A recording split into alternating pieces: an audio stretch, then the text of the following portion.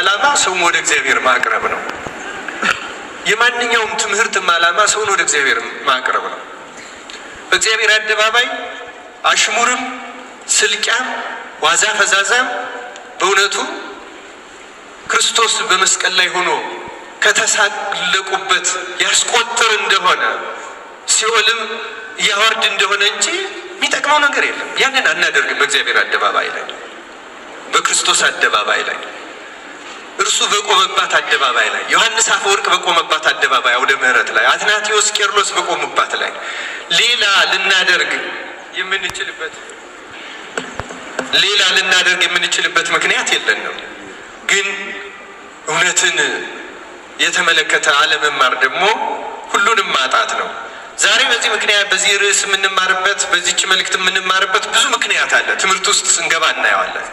በዚህ ዘመን ክርስቲያኖች እኛ ራሳችን ክርስቶስን እንወቅሰዋለን ወይም እግዚአብሔርን እንወቅሰዋለን፣ ተጠያቂም ለማድረግ እንሞክራለን። እግዚአብሔር የት ያለ ይሄ ሁሉ ሲደረግ እንላለን አንልም? ቢኖርማ በብዙ መንገድ። ይሄ ደግሞ በኃጢአት ላይ ኃጢአት መጨመር ነው። ክርስቲያኖች እግዚአብሔርማ አለ፣ ስላለ ነው የሚፈርደው፣ ስላለ ነው የሚሰራው። ይሄ ሁሉ የሚደረገው እግዚአብሔር ስላለ ነው። ክርስቲያኖች ይሄን እመኑ፣ ይሄን እንመን። እንዲያውም እንደ ኃጢአታችንማ ቢከፍል እንዲህም አልነበረም። እውነቱ እንደ በደላችንማ ቢሆን እንደ ስልቂያችን ቢሆን ዓለም እንዳለችበት ቢሆን እንደዚህም መሰብሰብ ባልቻለ ነበር። እውነቱ እግዚአብሔር በቸርነቱ ሁላችን ይቅር ይበላል። ላስፈራራም አይደለም። ዓለም ትልልቅ የጥፋት ድግሶች አፍንጫ ላይ እንደሆነች ብዙ አባቶች ቀድመው ተናግረዋል። አሁን ያለንበት ዘመን ትልልቅ ጥፋቶች ጫፍ ላይ ለምሳሌ ከ100 ዓመት በፊት እኛ ይሄ አሁን ቴዎድሮስ ይመጣል የሚለውን ትንቢት አንዳንድ ጮሌዎች ሌላ ድርጅት አቋቁመው ይነግዱበታል እንጂ ትንቢቱ ስለ ኢትዮጵያ የተነገረ ትንቢት አይደለም። ዓለም አቀፍ ነው። ሲጀምር ትንቢቱ ኢትዮጵያ ውስጥም አልጀመረም። በመጽሐፍ ተርጉመን አመጣ ነው እንጂ መነሻው ሮም ነው። እንዲያውም የመጀመሪያው ሳቤላ መጽሐፈ ሳቤላ እሷ ሮም ናት። እንዲያውም እሷ እንደነ በለዓም ቁጥሯ እንደነ ዘረደሸት ናት እንጂ አማኝም አልነበረችም። እውነቱ ክርስቲያንም አይደለችም። እግዚአብሔር ገልጾላታል። እንደ ሰባ ሰገል እንደገለጸ እሱ ለምን ለገሌ ታሳያለህ አይባልም። ለናቡከደነጾር ከሰለስቱ ደቂቅ ጋር አራተኛ አድርገህ ወልደ እግዚአብሔርን እንደ አብርሃም ለምን አሳየው ብሎ የሚጠይቀው የለም። እግዚአብሔር ፈቃዱ ነው። ለፈርዖንም ህልም ያሳያል፣ ለናቡከደነጾርም ይገልጻል፣ ነነዌንም ይሰብካል። ኢየሩሳሌም ብቻ አይደለም፣ ፈቃዱ የሱ ነው። ፍጥረት ሁሉ ገንዘቡ ነውና ክርስቲያኖች ማያሳየው ያልገለጸለት የለም። በእውነቱ የሚያመካኝበትም እንዲያጣም ጭምር ነው። አንተ ለእስራኤል ብቻ እንጂ ለእኛ ለምን መች ገለጥ፣ መች እኛን ትንቢት አናገርክ፣ መች ምስጢያው ይህን ገለጽክልን እንዳይሉት ይኸው ናቡከደነጾርንም እንዲያውም ናቡከደነጾር የተናገረው አንዱ ትልቁ መዝሙራችን እኮ በሱ አፍ ያናገረው መንግስቱ ዘለዓለም ወሙኩናኒ ለትውልደ ትውልድ እኮ ናቡከደነጾር የተናገረው ዋና ቀለማችን መዝሙራችን። አያደላ ፈጣሪ አላደላም። ክርስቲያኖች እና ገልጾታል። ይህን እንዲሁ ከዚህ ከቴዎድሮስ ጋር ገናኝቼ ዓለም አቀፍ ትንቢት ነው። ያ ብዙዎቹ አሁን በየዓለም ያሉ ሊቃውንትና ቅዱሳን ወደ መጨረሻው ደርሰናል። ለምሳሌ የአንደኛው ዓለም ጦርነት፣ የሁለተኛው ዓለም ጦርነት በግልጽ ትንቢት የተነገረባቸው ናቸው። ሶስተኛው ደጃችን ላይ እንደሆነ ብዙ ይናገራሉ ብዙ ሊቃውንት። እና በዚህ ጊዜ ስለ እውነት መነጋገር አለብን። እውነትን ስንይዝ ከእውነት ጋር ስንጓዝ ነው መጪውን ጊዜ የምንተርፈው። ገና ብዙ ነገር ይጠብቀናል ክርስቲያኖች። እግዚአብሔር ትንቢትን የሚያናገረው ንስሐ እንድንገባ ነው፣ ለሌላ ዓላማ አይደለም። ትንቢት የሚናገሩ ሰዎች እንዲደነቁ አይደለም። በዚያም አሁን እንደሚደረገው አፈቀላጤዎች እንዲነግዱበትም አይደለም፣ እንዳጭበረብሩበትም አይደለም። ሰው ንስሐ እንዲገባ ብቻ ነው የትንቢት ዓላማ። ስለ ክርስቶስ መምጣት፣ ስለ ቀዳማዊ ምጽአቱ አሁን ምን ጾመው ነው ጾመ ነቢያት ምክንያት አድርገን ከዚያ ስለ ደግም ምጽአቱ። ከዚህ ውጭ ያለው ለንስሐ ብቻ ነው ትንቢት።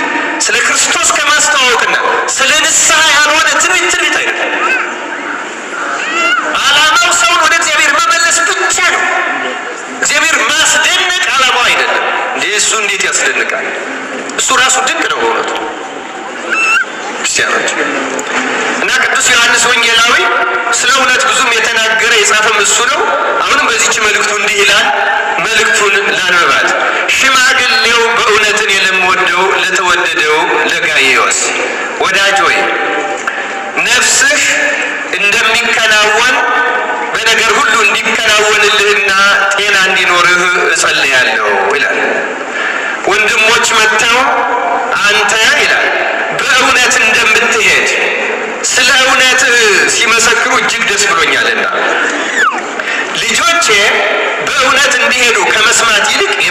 ደስታ የለኝም። ወዳጅ ሆይ ምንም እንግዶች ቢሆኑ ለወንድሞች በምታደርገው ሁሉ የታመነ ሥራ ትሰራለህ። እነርሱም በማኅበር ፊት ስለ ፍቅርህ መስክረዋል። ለእግዚአብሔር እንደሚገባ አድርገህ በጉዟቸው ብትረዳ መልካም ታደርጋለህ። ከአሕዛብ አንዳች ሳይቀበሉ ስለ ስሙ ወጥተዋልና። እንግዲህ ከእውነት ጋር አብረን እንድንሰራ ርዕሳችን ይሄ ነው። ከእውነት ጋር አብረን እንድንሰራ እኛ እንዲህ ያሉትን በእንግድነት ልንቀበል ይገባናል። ወደ ቤተ ክርስቲያን ጻፍ። ዳሩ ግን ዋናቸው ሊሆን የሚወድ ዲዮጥራጢስ አይቀበለንም። ስለዚህ እኔ ብመጣ በእኛ ላይ በክፉ ቃል እየለፈለፈ እንደሰማችሁት ዲዮጥራጢስ የሚባል በቅዱስ ዮሐንስ ወንጌላዊ ዘመን የነበረ አንድ የቤተ ክርስቲያን መሪ ቤተ ክርስቲያኒቱን እሱ የሚመራትን ቤተ ክርስቲያን በስሩ ያለችውን ቤተ ክርስቲያን ከቅዱሱ ከወንጌላዊው ከቅዱስ ዮሐንስ መሪነት ገንጥሏት። ልክ አሁን በዚህ በእኛ ዘመን እንዳለው ታውቃላችሁ። የእኛ ዘመን ቤተክርስቲያን የምትከፋፈልበት ዘመን ነው። ይህን የምንማርበት መሰረታዊ ምክንያት ነው። አንዳንዱ ሰው በዚህ ዘመን ብቻ የተጀመረም ስለሚመስለው የሚደነግጥ አለ። ብዙ ሀሳቦች አሉ። መሰረታዊ አንዱ ምክንያት ነው እና ዲዮጥራጢስ ከቅዱስ ዮሐንስ ከ12ቱ ሐዋርያት በእድሜ ረጅም የኖረው በምድር ላይ ቅዱስ ዮሐንስ ነው። ከሱ ላይ የገነጠላት ቅዱስ ዮሐንስ እንግዲህ ምክንያት የምናገኝለት አባት አይደለም። በአባትነቱ በቤተ ክርስቲያን መሪነቱ ክርስቶስ የሚወደው የተባለለት ነው። ፍቁር እግዚእ ጌታ የሚወደው። ጥያቄ ልጠይቃቸው፣ ጌታ የማይወደው ሐዋርያ አለ እንዴ? እንኳን የማይወደው ሐዋርያ የማይወደው ሰው አለ? እንኳን ሰው የማይወደው ፍጥረት አለ? ፍጥሩ የማይወደው የለም። በእውነቱ ፍጥሩ የማይወደው መርጦ ሾሞ የማይወደው የለም። ግን ደግሞ ስለ ዮሐንስ ፍቅር ሲባል ነው እንደዚህ የተባለ። ዮሐንስ ፍጹም ጌታን ስለሚወደው ፍጹም ስለሚወደው በአጸፋው በወደደበት። እርግጥ እግዚአብሔር ሰውን የወደደበትን መጠን ማወቅ አይቻልም። በምድር ላይ ያሉ የፍቅር አይነቶች 3 ናቸው። ፈጣሪ ለኛ ያለው ፍቅር፣ ሰው ለሰው ሊኖረው የሚገባው ፍቅር፣ ባልንጀራህን እንደ ራስህ አድርገህ ውደድ የሚል ገደብ ያለው። ሰው ለእግዚአብሔር ያለው ደግሞ በፍጹም ነፍስ፣ በፍጹም ኃይል፣ በፍጹም ሰውነት፣ በፍጹም ሁለንተና እግዚአብሔር ውደድ፣ እርሱን ብቻ አድርግ። እነዚህ የፍቅር መጠኖች ናቸው። ሁለቱ የሰው ፍቅሮች ናቸው። ሰው ለእግዚአብሔርና ሰው ለሰው ያለው። አንደኛው ግን እግዚአብሔር ለሰው ያለው ያን የፍቅር መጠን ማንም አያውቀው። ግን በአንጻሩ ደግሞ ታዘናል። ምክንያቱም ባልን ሚስትህን ክርስቶስ ቤተክርስቲያን እንደወደዳት አድርገህ አንተ ሚስትህን ውደድ ሲል ፍጹም እንደዚህ አድርገህ ውደድ። እንደዚህ አድርጎ ሊወዳት የሚችል ሆኖ አይደለም ይህን የተባለው። በአንጻሩ ምሳሌውን ተከተል። ለምን ክርስቶስ የወደደበት መውደድ እኛን የወደደበት የመውደድ አይነት ሊናገሩት አይቻልም። ለምሳሌ እየሰቀሉት መውደድ፣ እየገደሉት መውደድ፣ እየተሳለቁበት፣ እየተፉበት እስኪ እግዚአብሔር ልጅ ውረድ እንህ እየተባሉ የ4 ቀን ሬሳ ሲያነሳ አይተው ያላመኑ ግን መሳለቂያ እስኪ እንዲህ አይነት እንዲህ እያሉ ግን የክርስቶስ ፍቅር በምንም መንገድ እነርሱን ከመውደድ ያ አሁን ሰው እንዲህ ያለ ስቃይ እየደረሰበት የሚወድ ማለት ዛሬ የሚወደውን መውደድ ያቃተበት ዘመን ነው። እንኳን የሚጠሉትን መውደድ ነው። ያቺ የፍቅር አይነት አይደል። ግን ለባልም እንዲህ ተብሎ የታዘዘው ሚስት ብታሰቃይህ አሰቃየችኝ ብለህ አትጥላት፣ ውደዳት ለማለት ነው። ስለ እነሱ ስለ ባል ስለሚስት አይደለም ዛሬ ትምህርቱ፣ የፍቅሩን አይነት ለማስነገር ነው። ከተነሳ አይቀን ግን ባል ሚስትህን እንዲህ አድርገህ ለመውደድ፣ ሚስትም አንቺም እንደ ቤተ ክርስቲያን ክርስቶስን ለመገዛት ለመታዘዝ ያብቃን። በእውነቱ ያብቃችሁ ክርስቲያኖች። በነገራችን ላይ ይሄ መቅሰፍ ክህነትን ማቅለል ለምዕመናን ትዳርን ማቅለል፣ ትዳር ማቅለል ክህነትን እንደማውረድ ያለ በእውነቱ እነዚህ 3ቱ ትልልቅ የመቅሰፍት ምንጮች ናቸው፣ ምክንያቶች ናቸው። ካህናት ክህነትን ሲያቀሉት ሌላው ሲያቀላው አይደለም። ሌላውማ እንደገባው እንኳን እሱ ክርስቶስን የሚተውበት የሚዘልፍበት አለ፣ ችግር የለው። ካህን ክህነቱን ሲያቀል፣ ባለትዳር ትዳሩን ሲያቀል፣ ከዚያ ከእውነት ከክርስቶስ ሲለይ፣ እነዚህ የመቅሰፍት ምንጮች እነዚህ ናቸው። ሌሎቹ ሁሉ በዚህ ስር የሚገቡ ናቸው በእውነቱ። አሁን የኛ ዘመንም ካህን ክህነቱን የጣለበት ዘመን ነው። ያቀለለበት፣ ያዋረደበት፣ ያጎሰቆለበት ዘመን ነው።